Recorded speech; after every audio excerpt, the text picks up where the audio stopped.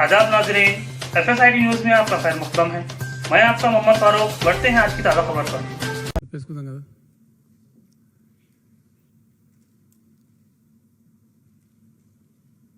ఈ కరోనా వ్యాధికి సంబంధించి మనం కూడా మే 31 వరకు 29 వరకు ఆల్రెడీ ఉంది. 31 మే వరకు లాక్డౌన్ పొడిగించాలని చెప్పి కూడా ఈరోజు క్యాబినెట్ వ్యూ తీసుకున్నది, ఫైనల్ వ్యూ. ఆ సందర్భంలో ఉదయం నుంచి కూడా నిన్న కేంద్ర ప్రభుత్వం అనేక విషయాలలో మార్గదర్శకాలు ఇచ్చిన తర్వాత మనం కూడా ఏ వ్యూహం అనుసరించాలా, ఎట్లా ముందుకు పోవాలా అనే చర్చ జరిగింది విస్తృతంగా.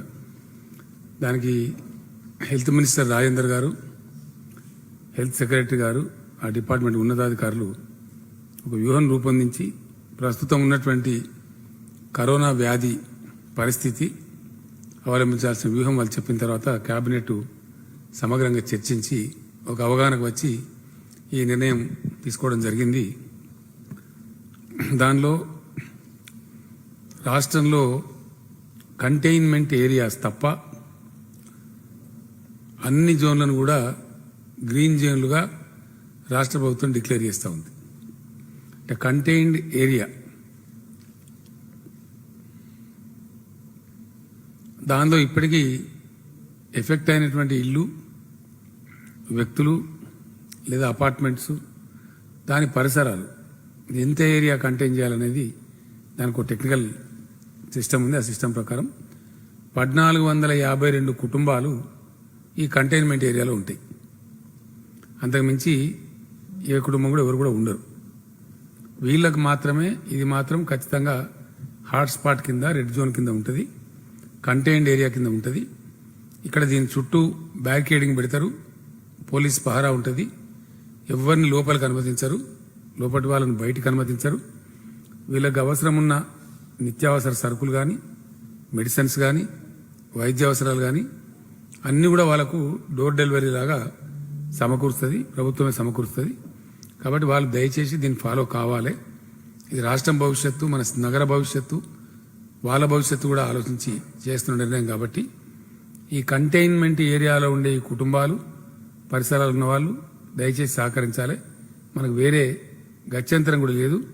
అందువల్ల అందరి క్షేమాన్ని కాంక్షించి దీని గురించి సహకారం చేయాలి. రెండవది, ఇప్పుడు మనం రకరకాల పద్ధతులు ఇప్పటిదాకా అవలంబించినాం. ఉదయం నుంచి దేశమంతా గమనిస్తున్నప్పుడు ఇండియా బ్యాక్ టు వర్క్ అని చెప్పి వస్తూ ఉన్నాయి. వివిధ రాష్ట్ర ప్రభుత్వాలు చేస్తున్న ప్రయత్నాలు, అవలంబించిన విధానాలు, వాటన్నిటిని కూడా పరిశీలించడం జరిగింది. ఇందులో మనకు అనుకూలమైన పద్ధతిని వాటన్నిటిని కూడా పరిశీలించడం జరిగింది. ఇందులో మనకు అనుకూలమైన పద్ధతిని మనం ఎంచుకోవడం జరిగింది. మనం కూడా ముందుకు పోవాలి. ఒక విషయం మాత్రం, ప్రపంచం మొత్తం శాస్త్రవేత్తలు కావచ్చు, వైద్య శాస్త్రవేత్తలు కావచ్చు, అనేక మంది నిపుణులు కావచ్చు, కరోనాకు మందు లేదా వ్యాక్సిన్ ఇప్పుడప్పుడే రేపో ఎల్లుండో వచ్చేటువంటి పరిస్థితి లేదు. ఇది ఎన్ని మాసాలు కొనసాగుతుందో ఒక అనిశ్చిత పరిస్థితి ఉంది. ఎవరు కూడా ఇదమిద్దంగా చెప్పగలిగినటువంటి పరిస్థితి లేదు. సో ఇట్లాంటి పరిస్థితుల్లో ప్రపంచం ముందు, దేశం ముందు, మన రాష్ట్రం ముందు కూడా ఉండేటువంటి ఆప్షన్ ఏంటంటే కరోనాతో కలిసి జీవించడం నేర్చుకోవాలి. మనకు గత్యంతరం లేదు. అటు కరోనా ఉంటుంది, ఇతరత్ర బతుకుదెరువు కూడా ఉంటుంది. కాబట్టి రెండు కంబైన్డ్గా పోవాల్సిందే. అన్ని జాగ్రత్తలు తీసుకుంటూ, నిబంధనలు పాటిస్తూ, ఏవైతే జాగ్రత్తలు తీసుకుంటూ బతుకు కొనసాగాలి తప్ప బతుకును బంద్ పెట్టుకొని ఇంకా అనేక మాసాల తరబడి కూర్చోలేము. అప్పుడు కష్టమవుతుంది. కాబట్టి మనం కొన్ని నిర్ణయాలు తీసుకున్నాం. దాని ప్రకారంగా రాష్ట్రంలో ఈ కంటైన్మెంట్ ఏరియాలు తప్ప, హైదరాబాద్ నగరం తప్ప మిగతా అన్ని చోట్ల కూడా అన్ని రకాల షాపులు తెరుచుకోవచ్చు. ఇప్పటిదాకా మున్సిపాలిటీలో సగం సగం ఉంది. ఇప్పటి నుంచి సగం సగం ఉండదు. అందరూ అన్ని షాపులు తెచ్చుకోవచ్చు, వాళ్ళ వాళ్ళ వ్యాపారాలు సజావుగా చేసుకోవచ్చు. హైదరాబాద్ నగరంలో GHMC కమిషనర్ గారు నిర్ణయం చేసి ప్రకటిస్తారు. ఇక్కడ ఆల్టర్నేటివ్ షాపులు తెరుచుకోవచ్చు హైదరాబాద్ నగరంలో. కంటైన్డ్ ఏరియా, కంటైన్మెంట్లో ఉన్న ఏరియాలో ఏది తెరవడానికి వీలు లేదు, ఏది కూడా అక్కడ అనుమతించరు. కంటైన్డ్ ఏరియా కాకుండా ఉన్న మిగిలిన నగరం కంప్లీట్గా షాపులు తెరుచుకోవచ్చు. కాకపోతే సరీ బేసిస్ సంఖ్యలో ఆల్టర్నేటివ్గా తెరుచుకోవచ్చు. రాష్ట్ర వ్యాప్తంగా ఆర్టీసీ బస్సులు రేపు అర్లీ మార్నింగ్ నుంచే స్టార్ట్ అవుతాయి, 6 గంటల తర్వాత నుంచి. 2 మాత్రం బ్యాన్ ఉంది. ఒకటి, ఎట్టి పరిస్థితులలో సిటీ బస్సులు అనుమతించడం లేదు, సిటీలో ప్రాబ్లం ఉంది కాబట్టి. అదేవిధంగా ఇంటర్ స్టేట్ సర్వీసెస్ కూడా అనుమతించడం లేదు. అంటే ఇతర రాష్ట్రాల బస్సులు మన రాష్ట్రంలోకి రావడానికి వీల్లేదు, మన రాష్ట్రాల బస్సులు కూడా ఇతర రాష్ట్రాలకు నడపం. మన ఆర్టీసీ మొత్తం నడుస్తుంది, కాకపోతే మన రాష్ట్ర సరిహద్దు లోపలనే ఆపరేషన్స్ చేసుకోవాల్సి ఉంటుంది. ఇది చాలా క్లియర్. హైదరాబాద్లో మట్టుకు ఎట్టి పరిస్థితులలో సిటీ బస్ సర్వీసులు నడవవు. కానీ సిటీలో ఆటోలు, ట్యాక్సీలు అనుమతిస్తారు. ట్యాక్సీలో 1+3, డ్రైవర్ +3, కార్లో కూడా 1+3, ఆటోలో అయితే డ్రైవర్ +2 ఇంతవరకే అనుమతిస్తారు. ఒక డ్రైవరు, 2 ప్రయాణికులు. ఇది కొంచెం కఠినంగా వ్యవహరించాలి. ఆటో డ్రైవర్లు, ట్యాక్సీ డ్రైవర్లు, కార్లు ఉన్నవాళ్ళు ఈ నిబంధనలు పాటించాలి. లేకపోతే పోలీసులు చాలాన్ చేస్తారు, అనవసరంగా ఇబ్బంది వస్తుంది. కాబట్టి ఈ నిబంధన పాటించాలి. ఈ సెలూన్లు అన్ని తెరుచుకోవచ్చు, రాష్ట్ర వ్యాప్తంగా తెరుచుకోవచ్చు, హైదరాబాద్ నగరంలో కూడా తెరుచుకోవచ్చు. కాకపోతే కంటైన్డ్ ఏరియాస్లో ఏది ఉండదు. కంటైన్డ్ ఏరియా టోటల్ బ్యాన్లో ఉంటుంది, అక్కడ ఏది తెరవడానికి లేదు. కానీ కంటైన్డ్ ఏరియా మినహాయించి మిగతా ఏరియాలలో సాలూన్స్ తెరుచుకోవచ్చు. ఈ కామర్స్ టోటల్ 100% అనుమతిస్తారు, దానిలో ఎటువంటి ఆంక్షలు కూడా ఉండవు. ఆర్టీసీ బస్సులు కూడా కోవిడ్ నిబంధనలు పాటిస్తూ నడిపిస్తారు. ఆ విషయంలో ఆర్టీసీ కూడా ప్రిపేర్ అయింది, వాళ్ళు క్యాబినెట్కి ఎక్స్ప్లెయిన్ చేసినారు. ప్రతిరోజు ఖచ్చితంగా శానిటైజ్ చేయడం, ప్యాసింజర్లందరికీ శానిటైజ్ చేయించడం, ప్లస్ మాస్క్ కంపల్సరీ చేయడం, సిబ్బంది కానీ ప్రయాణికులు కానీ ఇటువంటి నిబంధనలు కఠినంగా పాటిస్తూ ఆర్టీసీ బస్సులు నడిపిస్తారు. ప్రభుత్వ కార్యాలయాలు, ప్రైవేట్ కార్యాలయాలు కోవిడ్ నిబంధనలు పాటిస్తూ 100% ఫంక్షన్ చేసుకోవచ్చు. వాళ్ళకు ఇంత అంత రిస్ట్రిక్షన్ లేదు, స్టాఫ్ మొత్తం అటెండ్ అయ్యి పనిచేసుకోవచ్చు. కాకపోతే జాగ్రత్తలు తీసుకోవాలి, కోవిడ్ నిబంధనలన్నీ కూడా పాటించాలి, శానిటేషన్ కానీ వగైరా కానీ ఆ విధంగా పనిచేసుకోవచ్చు. పరిశ్రమలు, ఫ్యాక్టరీలు, మ్యానుఫ్యాక్చరింగ్ యూనిట్లన్నీ కూడా కోవిడ్ నిబంధనలు పాటిస్తూ 100% ఎవరి పని వారు చేసుకోవచ్చు.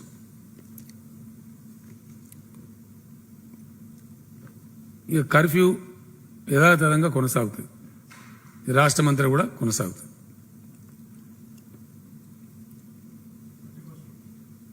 అప్ టు 31st, తర్వాత మళ్ళీ ఆలోచించుకుంటాం. 31st వరకు కొనసాగుతుంది. అన్ని మతాల యొక్క ప్రార్థనా మందిరాలు బంద్ ఉంటాయి, ఇవి కూడా తెరవరు. అన్ని మతాలకు సంబంధించిన మతపరమైన ఉత్సవాలు కూడా బందే ఉంటాయి, ఏది కూడా అనుమతి లేదు. అట్లానే function halls, malls, cinema halls అన్ని కూడా బంద్ ఉంటాయి, దేన్ని అనుమతించరు. సభలు, ర్యాలీలు, సమావేశాలు ఇవి కూడా 100% బంద్, ఎవరిని కూడా అనుమతించరు. అన్ని రకాల విద్యా సంస్థలు కూడా బంద్ ఉంటాయి, ఏ రకమైన విద్యా సంస్థలు తెరవబడవు. అవి స్కూళ్ళు కానీ, కాలేజీలు కానీ, కోచింగ్ సెంటర్లు కానీ, no education institutions will be opened. తర్వాత బార్స్, పబ్స్, క్లబ్స్, ఈ స్పోర్ట్స్, స్విమ్మింగ్ పూల్స్, స్టేడియాలు, జిమ్లు, జిమ్నాస్టియమ్స్, పార్కులు, అమ్యూజ్మెంట్ పార్కులు ఇవన్నీ కూడా బంద్ ఉంటాయి, వాటిని తెరిచే ప్రసక్తి లేదు. అట్నే మెట్రో రైలు కూడా బందే ఉంటుంది, మెట్రో రైలు నడపడానికి ఆస్కారం లేదు. కర్ఫ్యూ మటుకు యథాతథంగా కొనసాగుతూ ఉంటుంది. అట్లనే ప్రతి ఒక్కరు దయచేసి ఏదో రకమైన కాటన్ కావచ్చు, ఇంకోటి కావచ్చు, మాస్క్ కంపల్సరీ ధరించాలి. కాళిదాస్ గారికి ఫైన్ వేయాలి. సో మాస్క్ అనేది ధరించాలి, లేకపోతే 1000 రూపాయలు ఫైన్ వేస్తారు. కాబట్టి ప్రతి ఒక్కరు వీళ్ళు వాళ్ళని కాకుండా దయచేసి మాస్కులు ప్రతి ఒక్కరు ధరించాలి. ఇది మన యొక్క భవిష్యత్తు, మన యొక్క మంచిళ్ళకి సంబంధించింది కాబట్టి చేయాలి. భౌతిక దూరం కూడా పాటించాలి. మన కోసం కాబట్టి, మంది కోసం కాదు కాబట్టి ఎవరికి వారే నియంత్రణ చేసుకోవాలి. ఎవరో వచ్చి మమ్మల్ని ఆపాలి అని అనుకోకుండా ఉండాలి. వ్యక్తిగత శానిటైజేషన్ కూడా ప్రతి ఒక్కరు దయచేసి చేసుకోవాలి. షాపులలో షాప్ ఓనర్సు, ఎందుకంటే వచ్చే వాళ్ళు 10 షాపులు తిరిగి వస్తారు, అనేక చోట్ల ముట్టుకొని ఉంటారు. కాబట్టి ఏ షాప్కి ఆ షాప్కి ఒక శానిటైజేషన్ బాటిల్ పెట్టి వచ్చిన వాళ్ళకు కొంచెం వాళ్ళ చేతులను శానిటైజ్ చేసి, ఆ విధంగా షాప్ యజమానులు కంపల్సరీ వాళ్ళ షాపు శానిటైజ్ చేసుకోవాలి. అవసరమైన రసాయనాలు పిచికారీ చేయించుకోవాలి. ప్లస్ వచ్చిన కస్టమర్స్ కూడా కొంత శానిటైజేషన్ చేయాలి. ఈ షాపులలో వినియోగదారులను కూడా కోవిడ్ రూల్స్ పాటిస్తూ కొంచెం నియంత్రిత విధానంలో అనుమతించాలి. దయచేసి ప్రజలు వదిలిపెట్టింది కదా అని చెప్పి అవసరం లేని వాళ్ళంతా రోడ్ల మీదకి వచ్చి హంగామా సృష్టించే ప్రయత్నం చేయవద్దు. అవసరం ఉంటే తప్ప బయటికి రాకపోవడమే ఉత్తమం, మంచిది. ఎందుకంటే దాన్ని తిరగబెడితే మళ్ళీ టోటల్ లాక్డౌన్ మళ్ళీ పోవాల్సి వస్తుంది. ఆ బాధ కొని తెచ్చుకునే బదులు కొంచెం నియంత్రణ పాటిస్తే, కొంచెం సంయమనం పాటిస్తే తప్పకుండా మంచి ఫలితాలు వచ్చే ఆస్కారం ఉంటుంది. కాబట్టి ఎవరికి వారే దయచేసి నియంత్రణ పాటించాలి. కుటుంబ సభ్యులు దయచేసి వృద్ధులు వాళ్ళని ఎట్టి పరిస్థితుల్లో అనుమతించద్దు. 65 ఇయర్స్ దాటిన వాళ్ళను ఎటువంటి బయట తిప్పద్దు. వీలైనంత వరకు వాళ్ళ ఇళ్ళకే పరిమితం చేస్తే, అత్యవసరమైతే తప్ప వృద్ధులను, చిన్నపిల్లలను బయటికి రాకుండా కాపాడుకుంటే అందరికి శ్రేయస్కరం. కాబట్టి దయచేసి వాళ్ళని కాపాడుకోవాలని చెప్పి నేను ప్రజలను కోరుతున్నా. ఇప్పటి వరకు ఎన్ని రకాల నిబంధనలు పెట్టినా అప్పుడప్పుడు చిన్న చిన్న డిస్టర్బెన్స్ తప్ప ప్రజలు చాలా సహకరించారు, చాలా సంయమనంతో వ్యవహరించారు.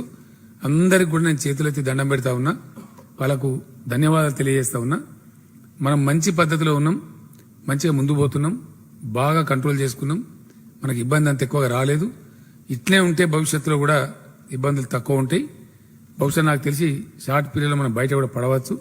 అందరం కూడా భగవంతుని ప్రార్థిద్దాం, స్వీయ నియంత్రణ పాటిద్దాం, కరోనా రాక్షసి బారిన పడకుండా కాపాడుకునే ప్రయత్నం చేసుకుందాం.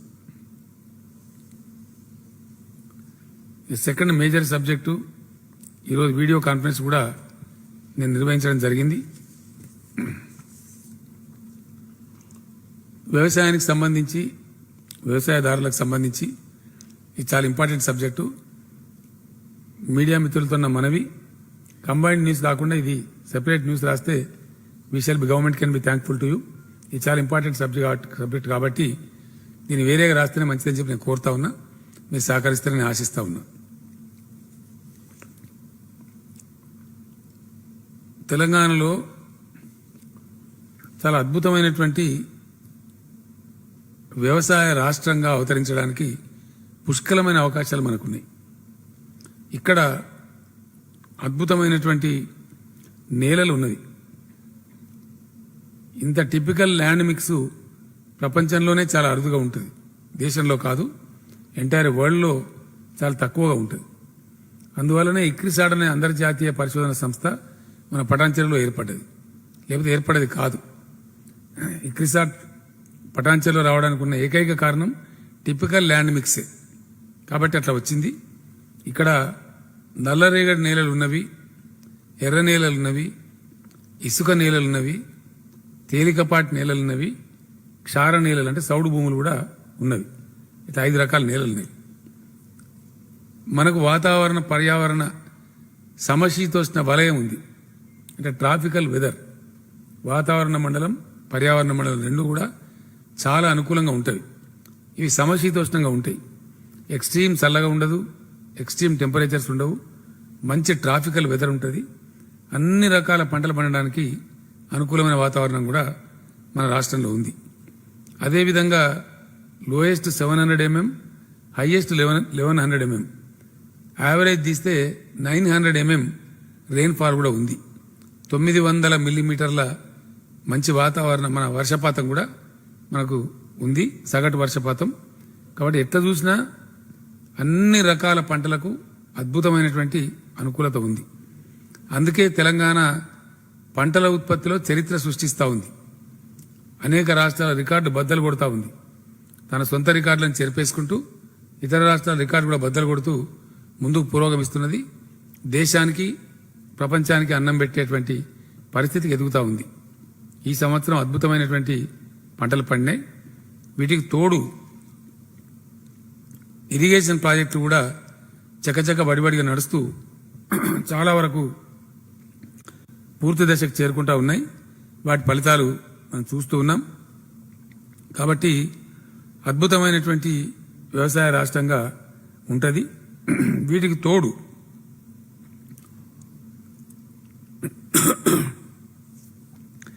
ఈ వరదలు, తుఫాన్లు, బలమైన ఈదురుగాలులు, ఇటువంటి ప్రకృతి వైపరీత్యాలు కూడా తెలంగాణలో చాలా తక్కువ ఉంటాయి. చాలా తక్కువ ఉంటాయి. అందువల్ల వ్యవసాయానికి మంచి అనుకూలంగా ఉంటుంది. వృత్తి నైపుణ్యం కలిగినటువంటి రైతాంగం కూడా పుష్కలంగా తెలంగాణలో ఉన్నారు. అన్ని రకాలు. ఈవెన్ గ్రేప్ గార్డెన్స్లో కూడా ఒకప్పుడు అగ్రగామిగా ఉండేది. అనబ్ షాహీ అనే ఒక వెరైటీ హైదరాబాద్ సిగ్నేచర్ ఫ్రూట్ కింద ఉండేది. ఫర్ ఎగ్జాంపుల్ ఇప్పుడు మామిడి పళ్ళల్లో మన హిమాయత్ పసంద్ అనేది అది తెలంగాణ రాష్ట్రానికే పరిమితం, తెలంగాణ రాష్ట్రానికే ప్రత్యేకం. Signature fruit of Telangana state. అంత అద్భుతంగా అటువంటి పంటలు కూడా మన దగ్గర పండుతాయి. దానికి తోడుగా తెలంగాణ రాష్ట్రం అవతరించిన తర్వాత ఇండియన్ హిస్టరీలో ఇండియాలో ఏ స్టేట్లో కూడా అమలు చేయనటువంటి రైతు ప్రోత్సాహక, రైతు సహాయ చర్యలు తెలంగాణలో అమలు జరుగుతూ ఉన్నాయి. వాటన్నిటినీ ఇండియాలో కేంద్ర ప్రభుత్వం కానీ ఇతర రాష్ట్రాలు కానీ స్వీకరించి వాళ్ళ కార్యక్రమం కింద కూడా అమలు చేస్తూ ఉన్నారు. అందులో ప్రధానమైనటువంటిది రైతు బంధు. ఇది ఏ రాష్ట్రంలో కూడా లేదు. ఇది ఒక ఒరిస్సా రాష్ట్రం చేసింది. వాళ్ళు కూడా మనకు సరిపోని లేరు. మనం ఇచ్చేంత డబ్బులు వాళ్ళు ఇవ్వడం లేదు. కేంద్ర ప్రభుత్వం ఇచ్చేది కూడా మన దానిలో చాలా తక్కువ, చాలా చాలా తక్కువ. ఈ మన రాష్ట్రంలో ఇచ్చే రైతు బంధు కంట్రీలో ఏ ఒక్క స్టేట్లో కూడా లేదు. అట్లనే రైతు బీమా మొట్టమొదటి సంవత్సరం మేము కట్టినప్పుడు 700 కోట్లు అయితే ఈసారి 1100 కోట్ల పైచలకు కట్టినాం. అంటే పెరుగుతూ వస్తూ ఉంది. ఈ రైతు బీమా సదుపాయం ఒక గుంట భూమి ఉన్న రైతు కుటుంబం రైతు చనిపోతే కూడా వారం తిరగకుండా 5 లక్షల రూపాయలు వాళ్ళ ఖాతాలకు చేరిపోతా ఉన్నాయి. ఇది ఇండియాలో ప్రపంచంలో కూడా ఎక్కడ లేదు, ఏ రాష్ట్రంలో లేదు, ఒక్క తెలంగాణ రాష్ట్రంలోనే ఉంది. 24 గంటల ఉచిత విద్యుత్, నాణ్యమైన విద్యుత్ సరఫరా ఏ స్టేట్లో కూడా లేదు, ఒక్క తెలంగాణ రాష్ట్రంలోనే ఉంది.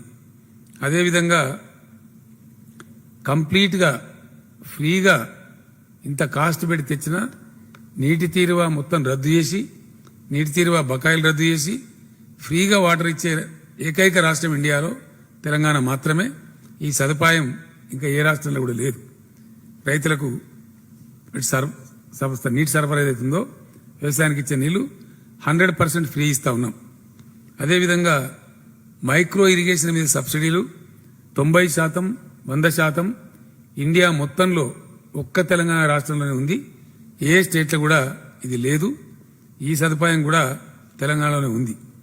పాలీ హౌస్ కల్టివేషన్ కావచ్చు, గ్రీన్ హౌస్ కల్టివేషన్ కావచ్చు, 75% అండ్ 95% సబ్సిడీలు. అంటే 95% ఏమో ఎస్సీ ఎస్టీలకు, 75% ఏమో మిగిలిన అందరికీ ఈ సదుపాయం ఉంది.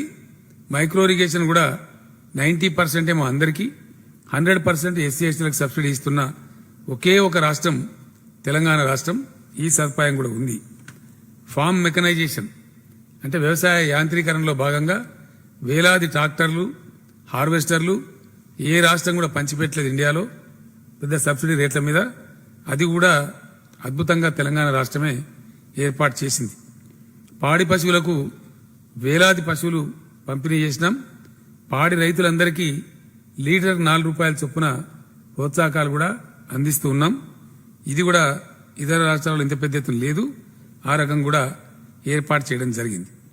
అదేవిధంగా అధునాతన పద్ధతులలో పంటలు పండించడం కోసం, నియంత్రిత విధానంలో పంటలు పండించడం కోసం కొన్ని పద్ధతులు కూడా తెలంగాణ రాష్ట్రమే ఏర్పాటు చేసింది.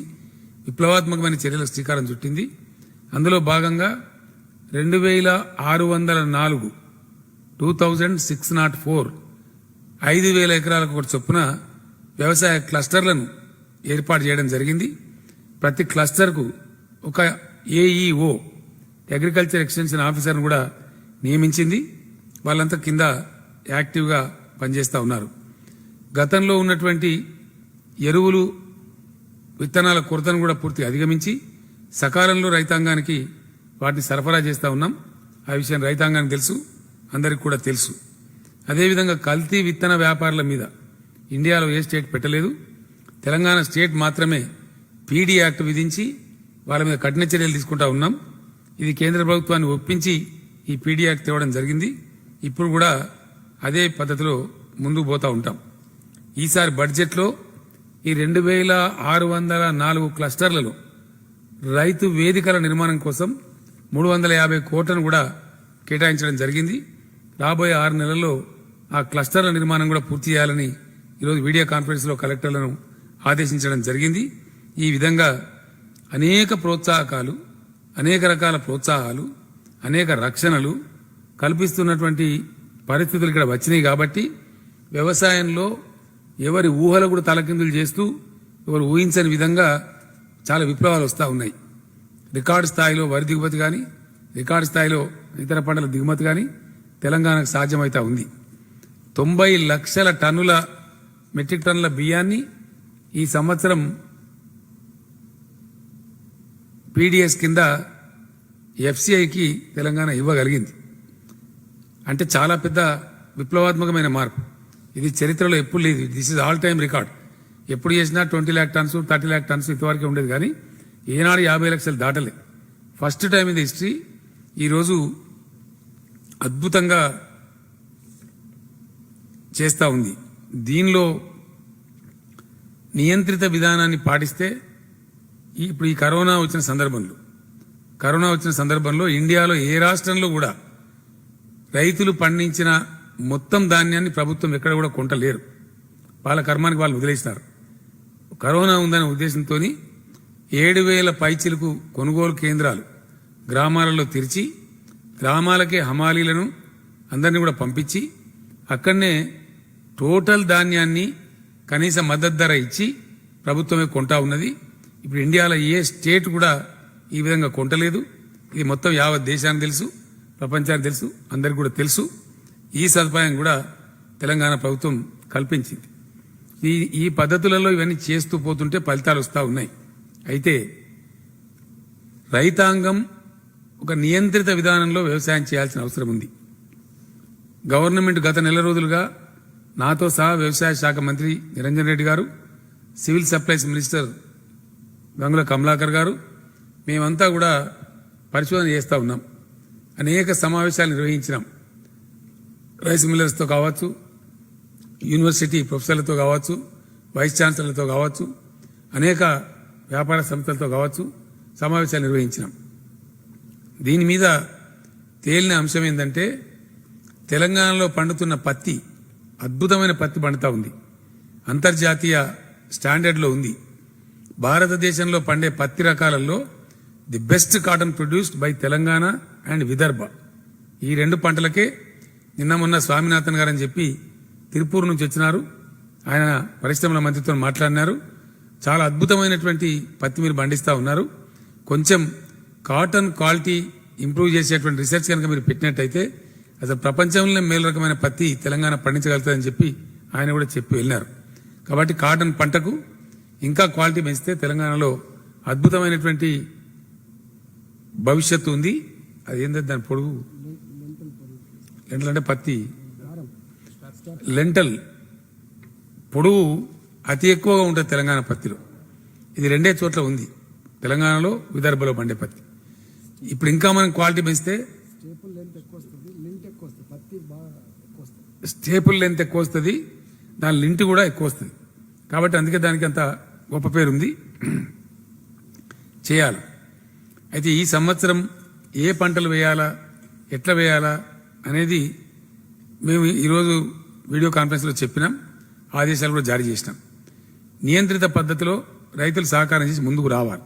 కారణం ఏంటంటే ఇష్టం వచ్చిన పంట వేసి అందరం ఒకే రకమైన పంట వేసి ఆగమాగమయ్యే బదులు మార్కెట్లో డిమాండ్ ఉండే సరుకులే పండించి మంచి ధరలు పొందాలి. ఇది తెలివి కల వాళ్ళు చేసే పని. రైతుల పక్షాన ప్రభుత్వమే ఈరోజు ముందడుగు వేసి రైతులకు సూచనలు ఇస్తుంది కాబట్టి రైతులు ఖచ్చితంగా ఈ నిబంధనలు పాటించాలి. అయితే మొత్తం ఈసారి గత సంవత్సరం 1,23,00,000 ఎకరాలలో పంటలు వచ్చింది, రకరకాల పంటలు కలిపి 1,23,00,000 ఎకర్స్లో అంటే రెండు పంటలు కలిపి పంటలు వచ్చినాయి. ఈసారి కాళేశ్వరం నీళ్లు వగైరా వగైరా వచ్చినాయి కాబట్టి వర్షపాతం కూడా చాలా బాగా ఉంటుందని చెప్తున్నారు కాబట్టి ఇంకో 10 లక్షల ఎకరాల విస్తీర్ణం పెరుగుతుందని చెప్పి గవర్నమెంట్ భావిస్తున్నది. ఆల్మోస్ట్ 1,33,35,00,000 వరకు వ్యవసాయం తీసుకుపోయే పరిస్థితి ఉంటుంది. కాబట్టి రైతులు దీన్ని ఫాలో కావాలి. ఈసారి ప్రభుత్వం అన్ని ఆలోచన చేసి నిర్ణయించిన ప్రకారం 70 లక్షల ఎకరాలలో పత్తి పంటను పండించాలి. 70 lakh ఎకర్స్. మనకు ఆల్రెడీ పోయిన సంవత్సరం 53 లక్షల ఎకరాలు పండించినారు. కాబట్టి ఇంకో 16-17 లక్షలు విస్తరించడం అనేది పెద్ద సమస్య కాదు, చాలా సులభంగా పోవచ్చు. పత్తి పెట్టే రైతులకు నేను ఒకటే మాట మనవి చేస్తా ఉన్నా. ఒకటి, మన రకం బాగుంది, మనకు డిమాండ్ ఉంది మన కాటన్కి. రెండవది, గతంలో వర్షాధార పత్తి ఎక్కువ వేసినాం. ఇప్పుడు నీళ్లు వచ్చినాయి కాబట్టి, గ్రౌండ్ వాటర్ పెరిగింది కాబట్టి మీరు ప్రాజెక్టు వాటర్ కింద పత్తి పంటలు వేయండి, బోర్ల కింద పత్తి పంటలు వేయండి. నీళ్లు పారిచ్చే పత్తి దిగుబడి ఎక్కువ వస్తుంది, 15 నుంచి 20 క్వింటాలు వస్తుంది.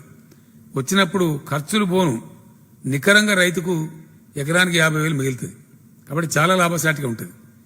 అందువల్ల అదే మీరు మొక్కజొన్న వేసినా, వరిచేను వేసినా, వానాకాలంలో మక్కలైనా సరే వడ్లైనా సరే 25-26 క్వింటాలకు మించి పండవు. ఖర్చులు పోను, చేతికి వచ్చేది ఒక 20,000 కన్నా మించి రాదు. ప్రభుత్వం చెప్తున్నది ఏంటంటే మీరు వరిచేను మొత్తమే వేయద్దని కాదు, ఏ రకాలు వేస్తే లాభమో ఆ రకాలకు నేను వివరిస్తాను. కాబట్టి పత్తి చేను పెంచుదాం, దానికి మీరు ముందుకు రావాలి, లాభం ఎక్కువ ఆర్జించాలి, మీరు ధనవంతులు కావాలని ప్రభుత్వం ఆశిస్తూ ఉంది. 70,000 ఎకరాలలో 70 లక్షల ఎకరాలలో పత్తి పంటలు వేద్దాం. వర్షాకాలంలో 40 లక్షల ఎకరాలలో వరి చేను వేద్దాం. పోయిన సంవత్సరం కూడా 40 లక్షల ఎకరాలలో వేసినాం. అట్లానే ఈ సంవత్సరం కూడా 40 లక్షల ఎకరాలలో వేద్దాం. ఏ రకాలు వేయాలనేది ప్రభుత్వం చెప్తుంది, ఆ రకాలు మాత్రమే వేయాలి. ఎందుకంటే మీకు ఈజీగా అమ్ముడు పోవాలి, డబ్బులు రావాలి, కనీసం మద్దతు ధర రావాలి. కాబట్టి ఆ రకాలు వేస్తే డిమాండ్ ఉన్న వాటిని మేము కనిపెట్టినాం. ఇప్పుడు శాస్త్రజ్ఞులు కానీ వ్యాపారస్తులు అందరూ కలిసి దాన్ని మీకు చెప్తారు, ఆ రకంగా జరగాలి. రెండవది, ఈ సరే తర్వాత చెప్తాను నేను. మళ్ళీ కందులు వర్షాకాలంలో మక్క పంట వేయద్దని మేము రైతులకు చెప్తా ఉన్నాం. మక్క పంట వేసే బదులు నువ్వు కంది పంట వేయి, పత్తి పంట వేయి. ఎందుకంటే మక్క 25 క్వింటాల కన్నా ఎక్కువ రాదు.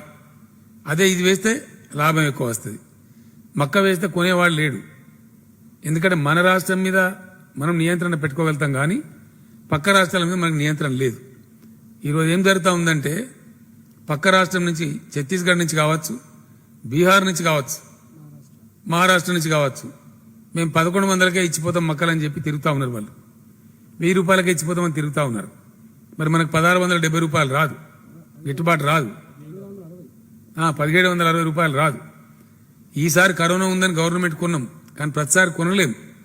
ఎందుకంటే గవర్నమెంట్ వ్యాపార సంస్థ కాదు, ఎవ్రీ ఇయర్ కొనది ప్రభుత్వం. కష్టం ఉంది, ఇప్పుడు వ్యాధి బారిన ప్రజలు పడద్దని కొన్నాం, కానీ ఎవ్రీ టైం కొనం. కాబట్టి ఇబ్బంది అవుతుంది. మన రాష్ట్రంలో మక్కల వినియోగం 25 లక్షల టన్నుల వరకు ఉంది. మన పోల్ట్రీ ఫామ్ కావచ్చు, స్టార్చ్ ఫ్యాక్టరీలు కావచ్చు, కొంత ఫీడ్ కావచ్చు, 25 లక్షల టన్నుల మక్కలకు మన గిరాకీ ఉంది. వర్షాకాలంలో మక్క పంట పెట్టకూడదు, యాసంగిలో మక్క పంట పెడదాం. ఎందుకంటే యాసంగిలో పెడితే ఏంది, 35 నుంచి 40 క్వింటాలు పండుతుంది. పంట దిగుబడి ఎక్కువ వస్తుంది, రైతుకు లాభం ఎక్కువ వస్తుంది. కాబట్టి వర్షాకాలంలో పండించద్దు, యాసంగిలో కంపల్సరీ పండించాలి. ఎంత పండించాలని ప్రభుత్వం చెప్తుంది యాసంగి పంట వరకు. కాబట్టి యాసంగి పంటలో పండిద్దాం. దయచేసి మక్క పంట వర్షాకాలంలో వేయవద్దని మేము చెప్తా ఉన్నాం. దానికి బదులు కంది పంట వేయమని చెప్తా ఉన్నాం. కంది 15 లక్షల వరకు పోదాం. గతంలో 6-7 లక్షలు పండించినారు, ఇప్పుడు 15 లక్షల వరకు పోదాం. కందికి డిమాండ్ ఉంటుంది, పప్పు కూడా అమ్ముతుంది. కంది కంది వేసే రైతులకు నేను హామీ ఇస్తా ఉన్నా, కంది పంట మొత్తం రాష్ట్ర ప్రభుత్వమే కొనుగోలు చేస్తుంది. మీకు ఒక గంట కూడా లేట్ కాకుండా కంది పంట మీరు వేసినట్టయితే 15 లక్షల ఎకరాలలో టోటల్గా మీకు మద్దతు ధర ఇచ్చి రాష్ట్ర ప్రభుత్వమే కొనుగోలు చేస్తుంది. కాబట్టి హ్యాపీగా మీరు కంది పంట వేసుకోవచ్చు. మళ్ళీ మనకు ప్రభుత్వానికి డబ్బులు తిరిగి వస్తాయి, నష్టం లేదు. కాబట్టి కంది పంట వేయమని చెప్పి నేను రైతాంగాన్ని కోరుతా ఉన్నా. అదేవిధంగా మనకు జనరల్గా అంటే ఇప్పుడు ఎంతవరకు వచ్చినా మనం 70 లక్షలు కాటన్, 40 లక్షలు వరి, 1,10,00,000, 15 లక్షలు కంది, 1,25,00,000 అయిపోయింది ఇక్కడికి. ఇవి పోను స్వతహాగా వేసే పంటలు కొన్ని ఉంటాయి మనకు. 2 లక్షల ఎకరాలలో కూరగాయలు పండిస్తారు, వాళ్ళకి ఇబ్బంది లేదు, వాళ్ళు పండించవచ్చు. నిజామాబాద్, నిర్మల్, జగిత్యాల జిల్లా ప్రాంతాలలో పసుపు పండిస్తారు మన రైతులు. కేసముద్రం, మహబాద్లో కూడా పండిస్తారు. వీళ్ళు 1,25,000 ఎకరాలు పత్తి పంట వేస్తారు, వాళ్ళు వేసుకోవచ్చు. వాళ్ళకు కూడా పసుపు వాళ్ళకు ఇబ్బంది లేదు. మన డోర్నకల్, మహబూబాబాద్, నర్సంపేట, కొన్ని ఇతర ప్రాంతాలలో ఎండుమిర్చి పంట బాగా పండిస్తారు, మంచి లాభసాటికి పండిస్తారు. వాళ్ళు కూడా 2.5 లక్షల ఎకరాలు మిర్చి పంట వేసుకోవచ్చు, వాళ్ళ గురించి ఎటువంటి అభ్యంతరం లేదు.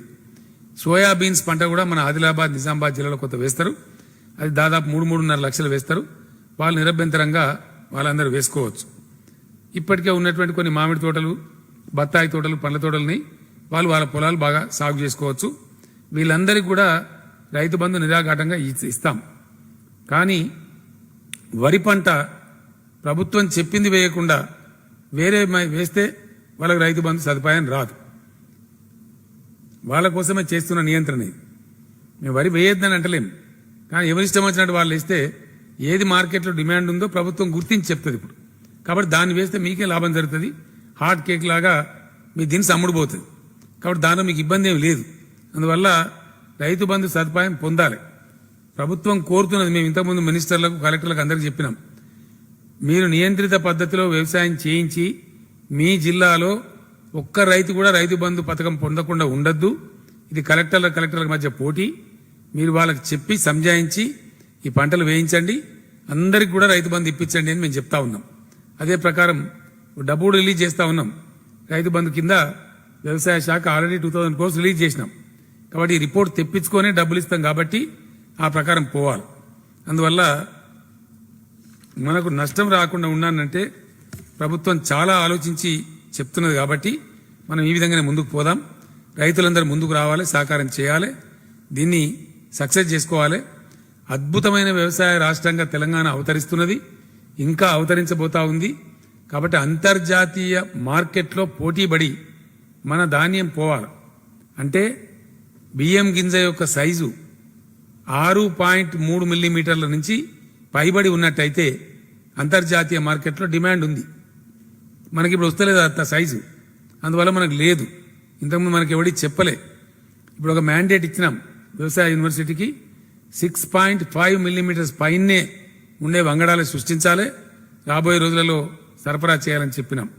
ఫర్ ఎగ్జాంపుల్, తెలంగాణ శాస్త్రవేత్తలు సాధించిన గొప్ప విజయం, తెలంగాణ సోనా అనే ఒక వెరైటీ, తెలంగాణ సోనా అనే వరి వెరైటీని మన శాస్త్రజ్ఞులు రూపొందించినారు. అది అంతర్జాతీయ రంగంలో దానికి బాగా డిమాండ్ ఉంది. గ్లైసెమిక్ ఇండెక్స్ అంటే షుగర్ కంటెంట్ చాలా తక్కువ ఉందని అమెరికా శాస్త్రజ్ఞులు తేల్చినారు. అమెరికా జర్నల్స్లో ప్రచురించినారు, ఇంటర్నేషనల్ జర్నల్స్ చాలా ప్రచురించినాయి. Sugar free rice top class ఎక్కడ ఉందంటే తెలంగాణ సోనా రూపంలో తెలంగాణలో ఉంది. కాబట్టి ఈసారి 10 లక్షల ఎకరాల్లో ఆ పంట వేయమంటున్నాం. హాట్ కేక్ లాగా అమ్ముడుపోతుంది కాబట్టి వేయమంటా ఉన్నాం. రేపటికి ఇంకా కూడా పెంచుతాం. సన్న రకాలలో తెలంగాణ సోనా అనే రకం చాలా అద్భుతంగా ఉంది, దాన్ని పండించండి, దాన్ని బ్రహ్మాండంగా ముందుకు పోదాం. దీనికి సంబంధించి షార్ట్ పీరియడ్లో నేను జిల్లా కలెక్టర్లు, జిల్లా రైతు బంధు అధ్యక్షులు, జిల్లా వ్యవసాయ అధికారులతో హైదరాబాద్లో సమావేశం ఏర్పాటు చేయబోతా ఉన్నాం. 2-3 డేస్లో ప్రతి జిల్లాకు డిస్ట్రిక్ట్ అగ్రికల్చర్ కార్డు ఇస్తారు. ఏ పంట ఏ జిల్లాలో ఎంత వేయాలి వ్యవసాయ మంత్రి గారు, శాస్త్రవేత్తలు అందరు కలిసి నిర్ణయిస్తున్నారు. వర్క్షాప్ నిన్న జరిగింది యూనివర్సిటీలో, రేపు కూడా చేస్తారు. ఆ ప్రకారంగా అన్ని జిల్లాలకు అన్ని పంటలు కేటాయిస్తారు, ప్రతి పంట కూడా కేటాయిస్తారు. మన దగ్గర మ్యాపింగ్ ఉంది. పోయినసారి ఎక్కడ పత్తి పంట బాగేసిండ్రు, ఎక్కడ వరి పంట బాగేసిండ్రు, అదంతా కూడా మన దగ్గర వివరాలు ఉన్నాయి. ఆ మ్యాప్ను అనుసరించుకొని ఇప్పుడు కూడా ప్రోగ్రామ్ ఇస్తారు. కాబట్టి దాన్ని ఆ విధంగానే వేసుకోవాలి, అద్భుతంగా ముందుకు పోవాలి. అదేవిధంగా ఫుడ్ ప్రాసెసింగ్ ఎస్సీ జడ్స్ ఏర్పాటు చేస్తూ ఉన్నాం. రాష్ట్రంలో ఫుడ్ ప్రాసెసింగ్ ఎస్సీ జడ్స్ ఏర్పాటు చేస్తూ ఉన్నాం. ఇదివరకు కట్టినటువంటి తెలంగాణ ఏర్పడ్డప్పుడు కేవలం 4 లక్షల టన్నుల గోదాములే ఉండే. ఒక 21 లక్షలు కట్టినాం. ఇప్పుడు 25 లక్షల టన్నులకు వచ్చినాం. ఇప్పుడు మళ్ళా ఒక 45 లక్షల టన్నుల గోదాములు కట్టబోతా ఉన్నాం. సరిపోతలేవు. కాబట్టి దానికి కూడా ప్రభుత్వం శ్రీకారం చుట్టింది. అది కూడా కంప్లీట్ చేస్తాం. ఇట్లా అనేక మార్పులు తెస్తూ రైతుల లాభం కోసం ఒక పర్మనెంట్ వ్యవసాయక రాష్ట్రంగా, ఒక అభ్యుదయ వ్యవసాయ రాష్ట్రంగా తెలంగాణను తీర్చిదిద్దడానికి మనం ఈ బాటలన్నీ వేసుకుంటా ఉన్నాం. కాబట్టి ఇన్ని ప్రోత్సాహాలు కూడా రైతాంగానికి ఇండియాలో ఎక్కడ లేని విధంగా ఇస్తా ఉన్నాం. అట్లనే ఫుడ్ ప్రాసెసింగ్ యూనిట్స్ కూడా తెస్తా ఉన్నాం. ప్రతి నియోజకవర్గంలో ఒక కోల్డ్ స్టోరేజ్ కూడా వచ్చే విధంగా కూడా ఆల్రెడీ కార్యక్రమానికి 40 లక్షల టన్నుల గోడౌన్స్తో పాటు వాటి పక్కనే కోల్డ్ స్టోరేజ్ రావడానికి కూడా స్థలాలు సేకరిస్తా ఉన్నాం. ఆ పని 90% పూర్తయింది. బ్రహ్మాండంగా ఒక అద్భుతమైన అవసరమైన కోల్డ్ చైన్తో పాటు చాలా బాగా మనం ముందు పోయే అవకాశం ఉంటుంది. కాబట్టి రైతు సోదరులందరూ ఇది ఫాలో చేయాలని మాట్లాడుతూ ఉన్నా. ఒక సామెత ఉన్నది, రైతులు ఎప్పుడు మాట్లాడతారు, అమ్మబోతే అడవి, కొనబోతే కొరివి. ఎందుకు ఉండాలి పరిస్థితి? ఇది మార్చాలి. రైతుల తలరాత రైతులే రాసుకోవాలి. ఎవడో వచ్చి మనకు సాయం చేయడు. ఇలా ప్రభుత్వం రైతు రాజ్యం నడుస్తూ ఉంది. తెలంగాణలో మిమ్మల్ని పైకి తేవాలని కంకణబద్ధమై ఉంది రాష్ట్ర ప్రభుత్వం. ఎట్ ఎనీ కాస్ట్ తెలంగాణ రైతులు అప్పులు లేకుండా కావాలి, సొంత పెట్టుబడి పెట్టుకునే శక్తి రావాలి, గొప్పగా ముందుకోవాలని చెప్పి కోరుతుంది. కాబట్టి మీరు ప్రభుత్వం సూచించేటువంటి పంటలను పండించాలి, లాభాలు పొందాలని చెప్పి రైతు సోదరులందరూ కూడా నేను కోరుతా ఉన్నా. రాబోయే 2-3 డేస్ తర్వాత ఏదో ఒక న్యూస్ ఛానల్లో కూడా రైతులతో ముఖాముఖి పెట్టుకొని కూడా నేను కూర్చుంటాను. కొన్ని గంటల తరబడి వాళ్ళకి చెప్తాను, అన్ని విషయాలు కూడా ఎక్స్ప్లెయిన్ చేస్తాను. మీరు కన్ఫ్యూజ్ కావాల్సిన అవసరం లేదు. రాష్ట్రంలో ఉండే శాసనసభ్యులతో సమావేశం పెట్టమని చెప్పి మంత్రివర్గులందరినీ కూడా నేను కోరడం జరిగింది. అన్ని జిల్లాల శాసనసభ్యుల సమావేశం వాళ్ళ జిల్లాలలో మంత్రులు కూడా నిర్వహిస్తారు. రైతు బంధు సమితులన్నీ యాక్టివేట్ అవుతున్నాయి. కాబట్టి ఒక అద్భుతమైన వ్యవసాయక రాష్ట్రంగా తెలంగాణను తీర్చిదిద్దడానికి తెలంగాణ పంటలన్నీ కూడా హాట్ కేకుల్లాగా అమ్ముడుపోయి రైతులకు అద్భుతమైన ధరలు లభించేటువంటి గొప్ప పద్ధతి రావాలని శాస్త్రీయ దృక్పథంతో ముందుకు పోదామని చెప్పి నేను పిలిపిస్తా ఉన్నాను. దీన్ని అందిపుచ్చుకొని రైతాంగం చాలా చక్కగా ఫలితాలు సాధించాలని చెప్పి నేను ఆశిస్తా ఉన్నా. ఆ ప్రకారంగా ముందుకు పోవాలని చెప్పి కూడా కోరుతూ ఉన్నా. ఆ విధంగా ముందుకు పోదామని తెలియజేస్తూ థ్యాంక్ యూ సో మచ్.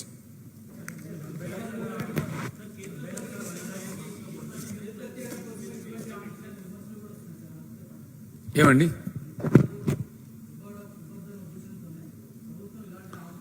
ఎవరో విధవలు మాట్లాడతారు, మేము పట్టించుకోమండి.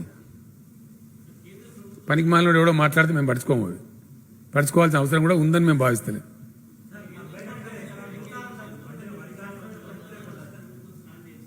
ఏమండి, అది వట్టి డొల్లా, 100% బోకస్. ఇది నేను చెప్తలేను, వినాలి, మీరు వినాలి. నేనే అడిగిన, నేను అడగలేదని అంటాను. ఇప్పుడు అడుగుతా. ఇచ్చిన పద్ధతి ఏందనేది ఇగో ఏషియన్ ఇన్సైట్స్ అని సింగపూర్ నుంచి వస్తుంది, international journal. How potent is the economic vaccine of India. ఇది వట్టిదే బోకసు. ఇందులో ప్రభుత్వం పెట్టేది 1,00,000 కోట్లు కూడా లేదు, అంత గాలి కథ అని చెప్పి ఈ జర్నల్ వ్యాఖ్యానించింది. ఇదేంది? జపాన్ నుంచి వెలువడే ఇంటర్నేషనల్ ఎకనామిక్ జర్నల్. దీని పేరు బెర్నిస్టన్ అనేది ఉంది. వీళ్ళు India strategy, dear finance minister, is the aim to revive GDP or to reach the 20 lakh crores number. అంటే అంకెల గారడినా నిజంగా జీడిపి రివైవల్ అని ఉంది. ఇది చాలా దుర్మార్గమైనటువంటి ప్యాకేజ్. పూర్తి ఫ్యూడల్ విధానంలో ఉంది, నియంతృత్వ వైఖరితో ఉంది. దీన్ని మేము పూర్తి స్థాయిలో ఖండిస్తూ ఉన్నాం. మేము అడిగింది, మేము కోరింది ఇది కాదు. దారుణాతి దారుణమైన విషయం ఏంటంటే, ఒక ఘోర విపత్తు సంభవించి కరోనా లాంటి వైరస్ ప్రపంచాన్ని అతలాకుతలం చేసి మొత్తం దేశాలు, ప్రపంచాలు, రాష్ట్ర రాష్ట్రాల యొక్క ఆర్థిక పరిస్థితి నిర్వీర్యం చేసిన సందర్భంలో రాష్ట్రాలకు కావాల్సింది ఏందండి? రాష్ట్రాల చేతుల్లోకి నగదు రావాలి అని మేము కోరినాం. ఆ నగదు రాష్ట్రాల చేతుల్లోకి వస్తే అనేక రూపాయల్లో ప్రజల్లోకి పంపిణీపోతాం. అది మేము అడిగితే మీరు రాష్ట్రాలను భిక్షగాలుగా భావించి, ఒక బెగ్గర్స్ లాగా భావించి ఏం చేసిందండి కేంద్రం? ఇదేనా రిఫార్మ్స్ అమలు చేసే పద్ధతి ఇండియాలో? ఫర్ ఎగ్జాంపుల్ మీకు అర్థం కావాలంటే 2% FRBM పెంచింది అంటే తెలంగాణ రాష్ట్రానికి 20,000 కోట్లు వస్తుంది. దానిలో వాళ్ళు పెట్టిన కండిషన్స్ వింటే మీరే నవ్వుతారు. అది అప్పు రాష్ట్రం కట్టుకునేదే. వీళ్ళ మెహర్బాని ఒక రూపాయి నోటు లేదు దాంట్లో. 20,000 కోట్ల పరిమితి పెంచినామంటే ఓన్లీ రుణ పరిమితి పెంచడం. అది మళ్ళీ రాష్ట్రమే కట్టుకోవాలి అప్పు. అందులో కేంద్రం చిల్లి గవ్వ కూడా ఇయ్యదు. దానిలో ఆంక్షలు ఎంత దరిద్రం కొట్ట ఆంక్షలు అంటే 5,000 కోట్లేమో ఇస్తారట. అది మాకు ఆల్రెడీ ఉంది తెలంగాణకు. ఇలా కొన్ని పత్రికలు రాసినాయి, కొన్ని పేపర్లు ఎడిటోరియల్ కూడా రాసినాయి. తెలంగాణకు ఒరిగేది ఏం లేదని. అంటే 3.5 మనకు ఆల్రెడీ ఉంది కదా. ఆ 5,000 crores ఎట్లా వచ్చేది? కొత్తదేం లేదు. ఆ 5,000 crores వస్తుంది. మిగిలిన 2,500 కోట్లకు ఒక రిఫార్మ్ ఆంక్ష ఎవ్రీ 2,500 crores. కరెంట్ రిఫార్మ్ తెస్తే ప్రజల నెత్తి మీద మేడ మీద కత్తి పెడితే 2,500 కోట్లు ఇస్తారట. ఇదేనా ఈ ప్యాకేజా? What is this? ఈ ప్యాకేజ్ అనరు. Very sorry. ఇది ఒక ఫెడరల్ వ్యవస్థలో అవలంబించాల్సిన విధానం కాదు. కేంద్ర ప్రభుత్వం రాష్ట్రాల ఇట్లా వ్యవహరించచ్చునా? ఎంత దుర్మార్గం అండి ఈ విపత్కర పరిస్థితులలో. సో అట్లా ఇంకా పెట్టినారు. మార్కెట్ కమిటీలలో వాళ్ళు చెప్పిన కేంద్రం పెట్టిన రిఫార్మ్ చేస్తే ఇంకో 2,500 కోట్లు ఇస్తారట. మరి రాష్ట్ర ప్రభుత్వం ఎందుకు ఇడ? మున్సిపాలిటీలలో ట్యాక్సులు పెంచి ప్రజల మీద భారం వేస్తే ఇంకో 2,500 కోట్లు ఇస్తారట. రిఫార్మ్స్ మున్సిపాలిటీల ఆదాయం వేస్తే ఇది ప్యాకేజ్ అంటారా? ఏమంటారు దీన్ని? ఏమనాలా? Is it a package? ప్రోత్సహించే విధానమేనా ఇది? ఇంకేదో పెట్టిండ్రు. One nation one ration card. సరే, అందులో మనం నంబర్ 1 ఈజ్ ఆఫ్ డూయింగ్ మేము ఎప్పుడో చేసినాము. We are champions. ఇందులో 4 3 సాటిఫై చేస్తే ఇంకో 5,000 కోట్లు ఇస్తారట. ఇదేం బేరం అండి? ఇదా దీని ప్యాకేజ్ అంటారా? ఇది పచ్చి మోసం, దగ, అంకెల గారడి, అంత గ్యాస్. కేంద్ర ప్రభుత్వం తన పరువును తానే తీసుకున్నది. ఇది రాబోయే రోజుల్లో తెలుస్తుంది కదా. ఆటోమేటిక్గా బయటపడితే ఆగుతుందా? ప్యాకేజ్ నిజం ప్యాకేజ్ అయితే ఎట్లుంటుంది, బోకస్ ఉంటే ఎట్లుంటుంది అని తెలుస్తుంది, ప్రజలకు తెలుస్తుంది. మా బాధ్యత కాబట్టి మేము చెప్పాలి కాబట్టి చెప్తున్నాం. As a state government I really feel very painful. I really feel sorry. This should not have been the way. Complete wrong ఇది. రాష్ట్రాల మీద ఈ రకమైన పెత్తనాలు చెలాయించడం ఈ సమాఖ్య వ్యవస్థకే విఘాతం. కోఆపరేటివ్ ఫెడరలిజం అని ప్రధానమంత్రి గారు చెప్పిండు. అది పూర్తిగా డొల్లా, బోగస్ అనేది ఇలా దీంతో రుజువైపోయింది. ఇంకెక్కడ ఫెడరలిజం ఉందండి? చాలా దారుణంగా బిహేవ్ చేస్తున్నారు. ఈ సమయంలో, ఈ విపత్కర టైంలో మీరు ఇది చేస్తే పైసలు ఇస్తాం. ఇదే పిల్లల కొట్లాటనా? ఇదేనా? ఇది ఏమాత్రం వాంఛనీయం కాదు. ఇది అన్యాయం. మెడ మీద కత్తి పెట్టి నువ్వు కరెంట్ రిఫార్మ్ చెయ్యి, ఇస్తావు, నీకు బిచ్చం ఇస్తా 2,000 కోట్లు. ఇదేనండి? నువ్వు ఫలాంది చేయి, మున్సిపల్ ట్యాక్సులు పెంచు, మున్సిపల్ ఆదాయం పెంచు, అయితే 2,000 కోట్ల భిక్షం ఇస్తా. ఇదా? Can this be treated as a package? నేనేమంటున్నాను, మనం చేస్తాం చేయమనేది కాదు, విధానం కరెక్ట్ కాదు. తెలంగాణ డెఫినెట్గా ప్రోగ్రెసివ్ స్టేట్ కాబట్టి నేను మీకు చెప్తా ఉన్నా, వాళ్ళు పెట్టిన కండిషన్లో 3 కండిషన్లు ఎప్పుడో ఫుల్ఫిల్ చేసినాం మనం. నంబర్ 1 ఉన్నాం కంట్రీలో, one nation one ration card. దాంట్లో ఈఓడిబిలో మనం ప్రపంచమే మనం ప్రశంసిస్తూ ఉంది. టీఎస్ ఐపాస్ ఆల్రెడీ ఉన్నాం మనం. కొత్త నిబంధన ఏం లేదు, మనం తీసుకోవచ్చు. కరెంట్ రిఫార్మ్స్ ఎస్, మేము క్యాబినెట్లో కూడా చర్చ చేసినాం. మేము చెయ్యం. ఆ ముష్టి 2,500 కోట్లు తీసుకోము అవసరం అనుకుంటే. అది నెక్స్ట్ మళ్ళీగా అది ఇంకా దారుణంగా ఉన్నాయి అవన్నీ. కంప్లీట్ ప్రైవేట్, ఇంకేముండదు ఇక. తట్టుకొని నిలబడతాం. అది మన అప్పే కదనే బాబు, ఏదో మేర్బాన్ లేక నీ జేబులకి నా జేబులకి ఇచ్చినట్టు. అది మా డబ్బే కదా రాహుల్ గారు, మన ఓన్ సోర్స్. ఎప్పుడైనా పైసలు వెళ్ళకుంటుంటే ఎక్కువ డ్రా చేయడానికి అవకాశం. అది ఎంతనా 500-600 కోట్లు. అదే భిక్షమా? All said and done, we also run a government, you know. State governments are also constitutional governments. They are not subordinates. Very sorry. More responsibilities, more duties are there on the state governments. Much more. States have more responsibility directly to the people than the central government. It's a fact. Yes, please. ఏమంటారండి? శిశుపాలను కూడా 100 తప్పులు మన్నించారు కదా. పండాలి కదా ఏదైనా కూడా. పండే సమయం వచ్చినా ఎట్లా పండుతుందో ఎట్లా ఫైటింగ్ అయితే చూడండి మీరు. ఏం లేదండి, నాట్ ఎట్ ఆల్.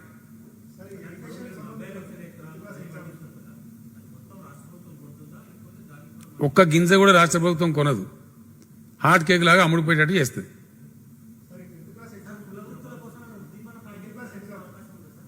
ఒక్క నిమిషం నేను మాట్లాడుతుంది కదా, కోర్టులో ఉంది కదా, సబ్జుడీస్ ఉంది, రేపు ఉంది బహుశా, దాని తర్వాత మాట్లాడదాం.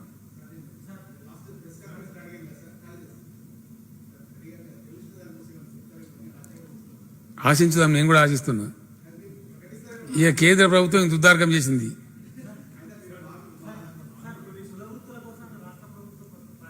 చాలా చేస్తున్నాం కదా బ్రదర్, మేము ఆల్రెడీ చాలా చేస్తున్నాం. అటువంటి అత్యవసరమైన పరిస్థితి ఎక్కడ సంభవిస్తే తప్పకుండా ఆదుకుందాం.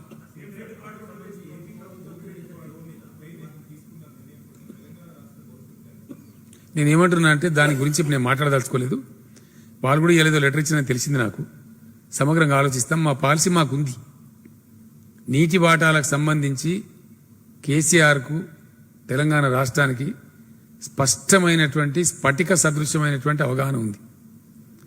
మన హక్కులు వన్ థింగ్ క్లియర్గా చెప్తున్నా నేను, ఉమ్మడి రాష్ట్రంలో మనకు జరిపబడ్డ కేటాయింపులు, అధికారిక కేటాయింపుల మేరకే మనం అన్ని ప్రాజెక్టులు కట్టుకుంటా ఉన్నాం. దాని మేరకే అందరు కూడా ఉండాలని మనం కోరుకుంటా ఉన్నాం.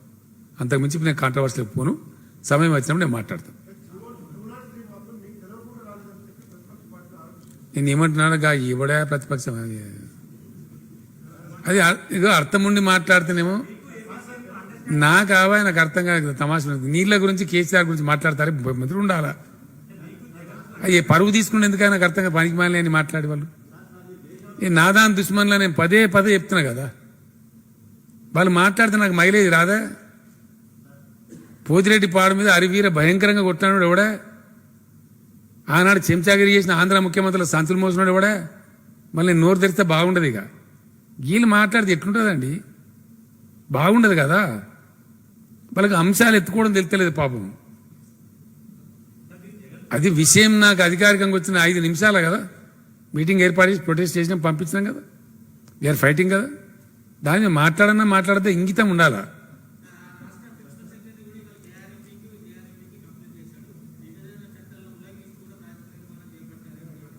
మంచిది, అక్కడ తేలుతాం కదా.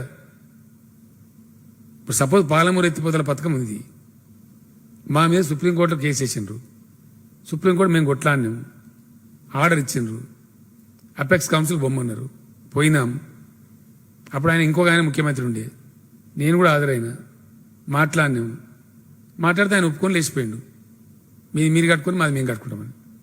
దాని ప్రకారం ప్రొసీడ్ అయ్యి కట్టుకుంటున్నాం. ఆ మినిట్స్ కూడా ఉన్నాయి కదా ఇప్పుడు. అప్పుడు ఉమాభారతి గారు ఉన్నారు. నేనేమంటున్నా అంటే, మేము చట్టం పరిధిలో మా ప్రజలకు న్యాయం చేయడానికి మాకున్న వాటా పరిధిలో మేము కట్టుకుంటున్నాం. మేము ఎక్కడ ఉల్లంఘించలే, అతిక్రమిస్తే మాకెవరు ఊరుకోరు. కాబట్టి మేము వివాదాలకు పోదలుచుకోలేదు. నేను ధైర్యం ఉన్న మనిషిని, నేను పిచ్చిగా అల్లా టప్పగా మాట్లాడేవాని కాదు. ఎందుకంటే నాకు విషయ పరిజ్ఞానం ఉంది, భౌగోళిక పరిజ్ఞానం ఉంది, ప్రజల అవసరాల ఏడల కన్సర్న్ కూడా ఉంది. ప్రజలు ఎక్కడ వాళ్ళని ప్రజలే. ఎస్, ఎవడో చిల్లరగాడు కూడా నువ్వు రాయలసీమకు నిలువు అని అనలేదా? ఎందుకు అనలేదు?